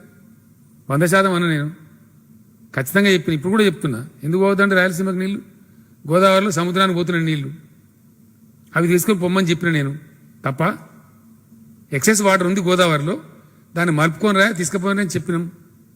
అది బుద్ధిమంతుల మాట కదా, మంచి మాట కదా. మేము కనుక లొల్లి పిచ్చి లొల్లి మేము పెట్టాం. మాకు అట్లాంటి చిల్లర అవసరాలు లేవు. కాబట్టి మేము పర్ఫెక్ట్గా ఉంటాం. 100% మాకు ప్రజలు పర్ఫెక్ట్ మద్దతు ఇస్తున్నారు. ఈ ఈ వీళ్ళ గురించి పట్టించుకోవద్దనే మాకు ప్రజలు చెప్తున్నారు. ఇక ఊరికే మీ టైం వేస్ట్ మా టైం వేస్ట్ ఎందుకు? ఏందండి అది వాళ్ళ కర్మ, మనం ఏం చేయాలా? నేను మీకు యాద ఉంటుంది, మీరే రాసిన పేపర్లలో ఆ రాష్ట్రం అంతా పిలిచి భోజనం పెట్టి కూర్చోబెట్టి బేసిన్లు లేవు, బేసజాలు లేవు, బ్రహ్మాండంగా నీళ్లు వాడుకోండి, మేము వాడుకుంటాం, మీరు వాడుకోండి, ఇరు రాష్ట్రాలకు సరిపోను ఇంకో 1000 టీఎంసీలు ఎక్కువ ఉన్నాయి, పిచ్చి కొట్లాడలు బంద్ చేయండి అని చెప్పినండి. అట్లనే అంతకుముందు చంద్రబాబు నాయుడు ముఖ్యమంత్రి ఉన్నప్పుడు మాట్లాడితే బస్తీమే సవాల్. ఏం సాధించారు? 1 టీఎంసీ సాధించారా కృష్ణాలా? పచ్చ జెండాలు వచ్చి కర్ణాటక బార్డర్ మీద పోవడం, మాట్లాడితే బస్తీమే సవాళ్ళని తొడగొట్టి సుప్రీంకోర్టు పోవడం ఏమైనా తెచ్చిందా?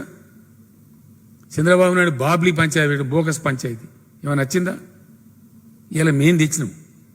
సామరస్యపూర్వకంగా మహారాష్ట్రకు పోయి బ్రహ్మాండంగా అక్కడ కన్విన్స్ చేసి వాళ్ళకి అర్థం చేయించి ఒక 30-40 ట్రిప్పులు అధికారులు తిరిగి నేను స్వయంగా ఆనాటి మహారాష్ట్ర ముఖ్యమంత్రి ఏజ్లో నాకన్నా చిన్నవాడైనా 7 టైమ్స్ పోయినా నేను మహారాష్ట్ర పోయి సాధించుకొని వచ్చి ఇలా కాళేశ్వరం నుంచి బాజాప్తా 100 టీఎంసీలు నీళ్ళు తీసుకుంటున్నాం. ఇట్లా చేసుకోమని చెప్పినాం. ఇలా ఏ రాష్ట్రానికి అబ్జెక్షన్ లేదు. బ్రహ్మాండంగా తెచ్చుకుంటున్నాం నీళ్ళు, ఇప్పుడు పంటలు పండించుకుంటున్నాం. ఈ పద్ధతి చేయండి అని చెప్పినాం. అది చెప్తే అది కాదు మేము వేరే అంటే అది తేడా వస్తుంది. నేనేమంటున్నా అంటే వాళ్ళ ప్రపోజల్ వాళ్ళు ఏం చేసుకుంటారో అది వాళ్ళ ఇష్టం, మాకు అధికారం లేదు. రాయలసీమకు నీళ్ళు అవసరం అన్నప్పుడు గోదావరిని తీసుకుపోండి, మీరు కడుపు నిండా తీసుకోండి, మాకు అబ్జెక్షన్ లేదని చెప్పినాం. మేము తీసుకుంటాం, మీరు కూడా తీసుకోండి అని చెప్పినాం. అక్కడ సబ్జెక్ట్ చాలా సింపుల్ విషయం. అది కాదు మేము వేరే రకంగా తీసుకున్నామంటే మన రాష్ట్రానికి భంగం వస్తే ఒక్క క్షణం కూడా దానికి క్షమించాం. క్వశ్చన్ లేదు. తెలంగాణ రాష్ట్ర ప్రజల ప్రయోజనాల మీద రాజీ పడే ప్రసక్తే లేదు. ఎవ్వరు మిగులు జలాలు వాడుకోవాలన్నా ఉన్న నీళ్లు గోదావరిలో ఉన్నాయి. గోదావరి నీళ్ళు ఎవరు వాడుకున్నా మాకు అబ్జెక్షన్ లేదు. 2 రాష్ట్రాల్లో ఎక్కడ తీసుకుపోయినా మాకు అబ్జెక్షన్ లేదు. అందుకే చాలా గొప్ప హృదయంతో నేను చెప్పిన స్పష్టంగా మేము బేసిన్లు పెట్టాం, బేసజాలు పెట్టాం, అడ్డం పెట్టాం. చిల్లర పంచాయతీతో సాధించే తక్కువ ప్రేమాస్పదంగా మంచిగా చేసుకుందామని చెప్పినాం. మేము దానికి ఇప్పుడు కూడా మేము కట్టుబడి ఉన్నాం. మాకు 2 నాలుకలు లేవు. ఏందండి అది ఎట్లా నమ్ముతారండి? కష్టమవుతుంది కదా. అందుకే మేము కంప్లైంట్ ఇచ్చినాము. మరి అది వాళ్ళు ఇవ్వాల్సిన చోట ఆ కమిట్మెంట్ ఇవ్వాలి కదా అఫీషియల్గా. తర్వాత సంగతి కదా. మాకు అనుమానం కలిగించే పద్ధతిలో, మాకు దెబ్బ కొడుతున్న పద్ధతిలో ఉంటే తప్పకుండా ప్రొటెస్ట్ చేస్తాం కదా.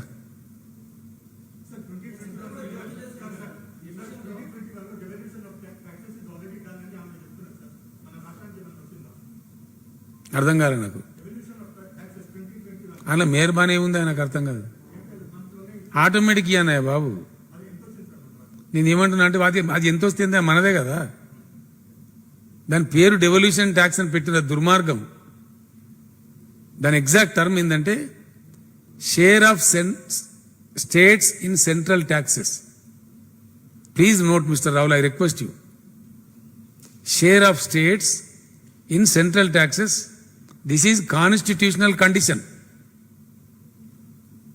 ఇది ఎవరి రాజ్యాంగ హక్కు, రాష్ట్రాల యొక్క రాజ్యాంగ హక్కు. దీన్ని గోల్మాల్ చేయడానికి వాళ్ళు చేస్తున్నారు, చాలా చేసినారు. చాలా పన్నులు ఏం చేస్తున్నారు, సెంట్రల్ ట్యాక్స్ రూపంలో తీసుకోకుండా సెస్సుల రూపంలో తీసుకొని రాష్ట్రాలను ముంచుతున్నారు. ఇది ఫ్యాక్ట్, ఇది రాయి. ఇది నిజమా కాదా చెప్పాలి దమ్ముంటే.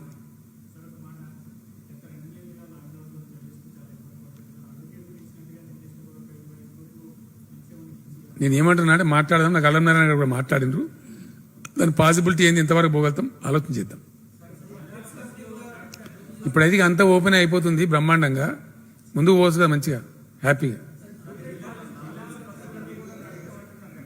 తమ్ముడు నీకేదో కిరికిరి పంచాయతీ పెట్టాలని సార్ కోరుకున్నట్టున్నది. అదేం జరగదు, నువ్వు దురాశ పడకు, ఊకోయిగా చాలు. చెప్తున్నా కదా, నీకు ఓపెన్గా చెప్తున్నా కదా, నీ ఉద్దేశం నాకు అర్థమవుతా ఉంది, నువ్వు ఎందుకు మాట్లాడుతున్నావు నాకు తెలుస్తూ ఉంది. నువ్వు కేసీఆర్తో పెట్టుకోలేవు, కొంచెం జాగ్రత్త. ఇంత ఓపెన్ కుండబద్దలు కూడా చెప్తున్నా కానీ చెప్తారా ఇట్లా. నేను ఏమంటున్నా అంటే ఇట్స్ ఎ కంటిన్యూస్ ప్రాసెస్, దానిపై ఇష్యూ లేదు కదా.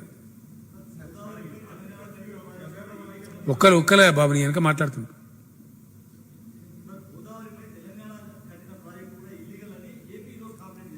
చాలా సంతోషం కదా, మేము వద్దంటున్నామా. గోదావరి మీద నాకు ఇంకో కమిటీ వేసిన నేను ఈ మధ్యనే, ఎక్స్పర్ట్స్ కమిటీ. గోదావరిలో మా వాటా పోను, మాకు 650 టీఎంసీల సర్ప్లస్ వాటా కావాలని అడుగుతున్నాం కేంద్రాన్ని. ఎస్ ప్లీజ్ రాయాలి మీరు.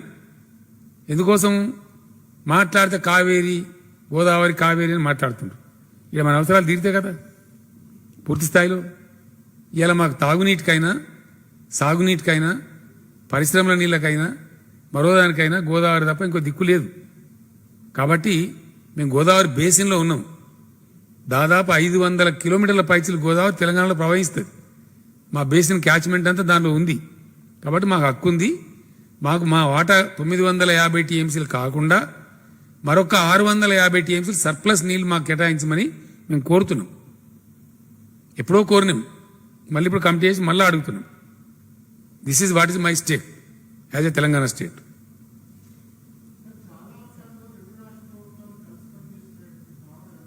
ఇప్పుడు కూడా కలిసే పని చేస్తున్నామే బాబు. ఇప్పుడెందుకు కలిసి? మాకేం వివాదాలు లేవు, మాకు ఏం వివాదాలు లేవండి. అన్యోన్యంగా కలిసి ఉన్నాం, కలిసే ఉంటాం. కొంతమంది కన్ను మండుతున్నాయా? నేను ఏమంటున్నా అంటే మేము ఊకున్నామా వాళ్ళు తీసుకుంటే?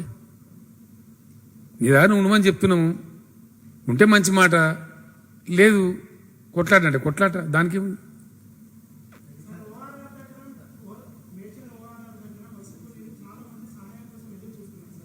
ఇప్పుడు అయిపోయింది కానీ ఎవరి కోసం చూసే అవసరం లేదు. మంచిగా బస్సులన్నీ కుళ్ళని ఎక్కడ పోయినా అక్కడ పోవచ్చు, ఏమన్నా నాలుగు పెద్ద. చాలా మంది వస్తూనే ఉన్నారు. ఇప్పుడు ఏముందండి దానిలో పెద్ద ముసుగులో గుద్దులాట లేదు. దేశమంతా అన్ని రాష్ట్రాలు ఇప్పుడు ఓపెన్ అప్ చేసినాయి.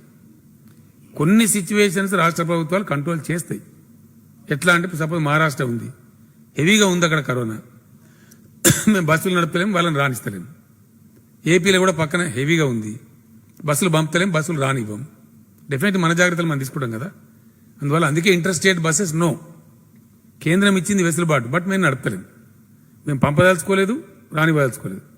కేంద్రం ఇచ్చిన దానిలో స్పష్టంగా ఉంది, 2 రాష్ట్రాల సమ్మతి ఉంటే అంతర్రాష్ట్ర బస్సులు నడుపుకోవచ్చు. We're not giving consent, we're not sending, we're not allowing.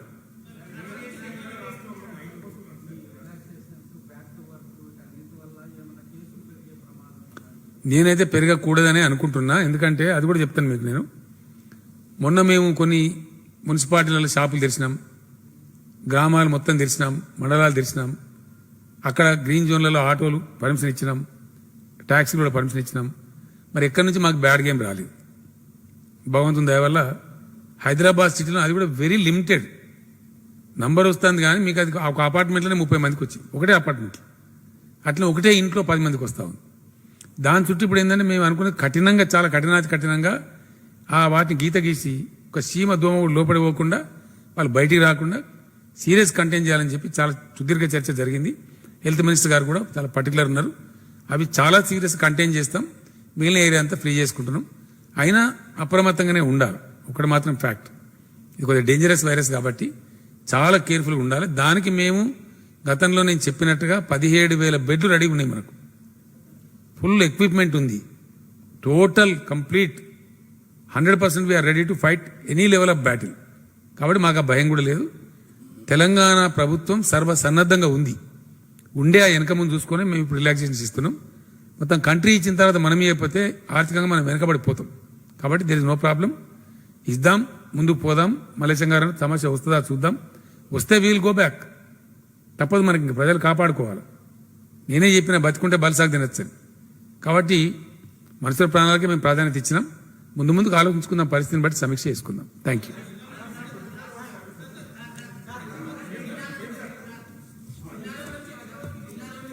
జిల్లాల నుంచి హైదరాబాద్ బస్సులు వస్తాయి. కూర్చోవాలి వినాలి క్లారిటీ వస్తే మీరు మంచి క్వశ్చన్ అడిగినారు. జిల్లాల నుంచి హైదరాబాద్ బస్సులు వస్తాయి. ఇమ్లీ బనుకు రానియరు, జూబ్లీ బస్ స్టాండ్కు రానిస్తారు. దిల్సుఖ్ నగర్ సైడ్ రానియరు, వేరే సైడ్ రానిస్తారు. ఎటైతే ప్రాబ్లం ఉందో సింపుల్ ఇష్యూ ఏముంది బ్రదర్, దాన్ని ప్రాబ్లం ఇప్పుడు సికింద్రాబాద్ సైడ్ మనకు ప్రాబ్లం లేదు, జూబ్లీ సైడ్ లేదు, బస్సులన్నీ జూబ్లీకి రమ్మంటారు. అక్కడ నుంచి ఆటోలో ట్యాక్సీ ఉంటుంది కాబట్టి అవసరం ఉన్న వాళ్ళు వాడుకోవచ్చు. ఇక ఎల్బీనగర్ సైడ్ అడిగిన మా మినిస్టర్లు కూడా అడిగింది, మేము ఆలోచన చేయలేదు, సాధ్యం కాదు బాగుండదని చెప్పి. బస్సులు పోయే విషయంలో కర్ఫ్యూ ఉంటుంది కదా, బస్సులు పోయే విషయంలో మ్యాక్సిమం బస్సులు 7 గంటల లోపలనే విత్డ్రా కావాలి, అక్కడ టెర్మినేట్ చేసుకోవాలి. ఏదైనా కొన్ని బస్సులు కొన్ని దూర ప్రాంతం కావచ్చు, మరొకటి కావచ్చు, ప్రత్యేకమైన అవసరం ఉంటే వాళ్ళు టికెట్లు కలిగి ఉంటారు కాబట్టి కొంచెం ఎగ్జామ్షన్ తీసుకోవాలి. సపోజ్ 7 o'clock బంద్ కావాలి, దానికి బజా 8 అవుతుంది అనుకో, మరీ ఎక్కువ కాదు, 1 గంట ఎక్కువ అవుతుంటే కూడా దానికి ప్రత్యేకంగా అనుమతిస్తారు. అది ప్రత్యేకమైన పరిస్థితి ఉంటే. కానీ 99% 7 వరకే క్లోజ్ చేసుకుంటే అందరికి క్షేమకరం. Thank you. ఏందా ఇక అపోహ నువ్వే అంటున్నావు కదా, అంతకే ఉండని. నువ్వే అన్నావు కానీ అపోహ అని అంతకే ఉండని కదా.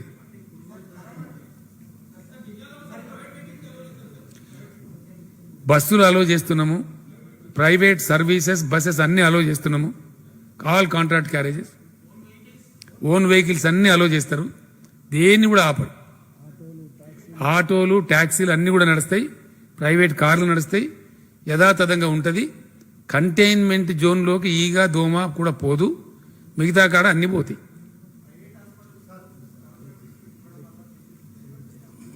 మనం ఏం చేద్దాం దానికి, వాళ్ళ గుబలాటం ఎక్కువ చేయనియరా, అది ఏం పోతుంది.